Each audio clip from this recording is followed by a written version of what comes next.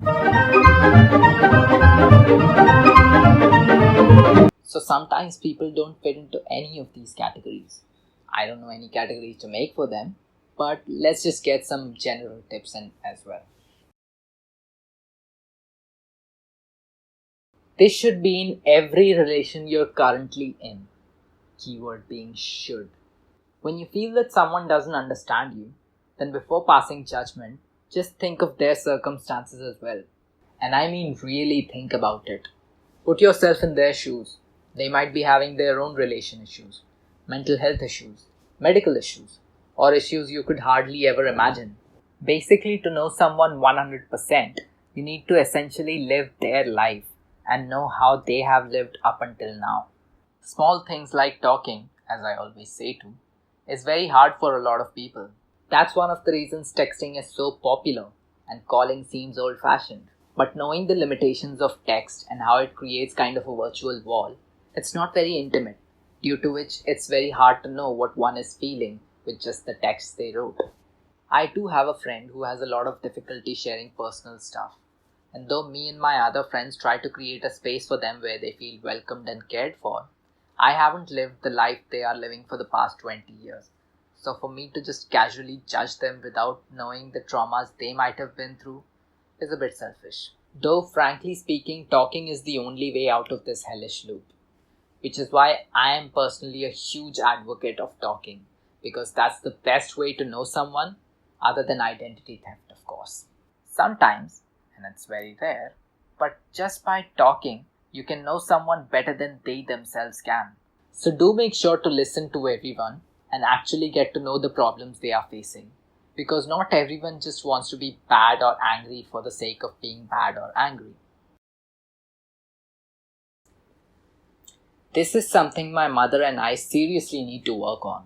See, not everyone is going to act the same way you do to them. A lot of times they'll just be outright rude.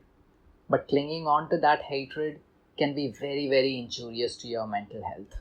Obviously, I don't mean you should forgive everyone for everything, because that's just not realistic. Not everyone is as easily forgivable. What I'm saying instead is that constantly thinking about the horrible stuff someone has done to you at some point is a huge waste of your mental power, which can instead be used for more creative or useful outlets like writing, journaling, or watch some sweet anime from Crunchyroll, or doing something you actually enjoy doing. So the motto I'm personally trying to follow is do everything but expect nothing. If, for example, you do something amazing and luxurious for someone you know and love, and then expect them to do the same, that's not really a good mindset. Expectations can genuinely create a ton of unimaginable hatred, and it's really a lot easier to just let things go rather than sticking on to them. Sure, you don't have to forgive someone if they did something horrific, but hanging on to that thought and constantly letting it get to you in a way that it takes a toll on your mental health is something that should never happen. We've all had moments when we've lashed out on someone we love dearly and said things that we don't actually mean. This is very common, especially for people who recently broke up. Calling them names, lighting their photos on fire, deleting them from every media you can. This kind of stuff is a bit too excessive personally. The biggest problem comes when you say something to someone's face that is miles worse than anything you could have ever possibly wanted to say. Saying things like, you were never enough, you never loved them, you're just a hole to throw money at. Things like this can seem very vague at first, but sometimes causes copious amounts of mental trauma, especially if it's coming from someone you love or used to love dearly. Whether you currently love someone or used to love someone, there's always a reason why you loved them, and all that doesn't just go away in a snap. So whether it is meant to hurt someone or if it's just in a fit of rage, always choose your words carefully, because sometimes those words can be the difference between someone crying for a while and someone not existing anymore. If you're sick of something, then actively do something to change it. Like if you're sick of people driving like idiots, for fuck's sake, stop driving like an idiot. Use the turn signals to switch lanes. By the way, this is called a lane for 80% of the world population that doesn't know that yet. And learn from professional driving schools like Maruti Driving School, not from your drunk uncle who doesn't know the difference between the windshield wiper and the turn signal. I literally made an entire video about it. It's not that hard to talk, so freaking do it instead of moping on the ground wishing for everything to be over soon. Literally talking about random shit with someone every single day can increase your mood and happiness tremendously. And I mean literally anything. Talk about bathroom tiles with your long lost cousin for all I care. Just talk! One small little tidbit before I leave. Remember in the earlier video when my dad said, प्यार में कोई इज्जत या ego कुछ नहीं होता. Although my mom and dad never said these lines directly to my face, their actions were more than enough for me to know that that's what they think.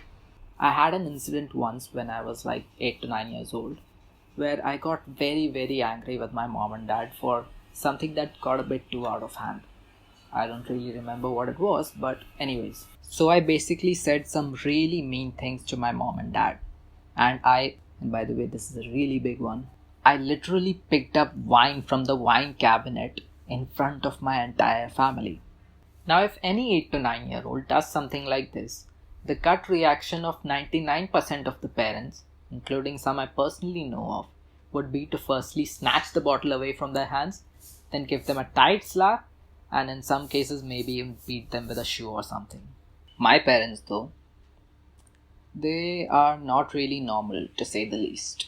They instead at first took it as a joke and tried to scoff it off like that.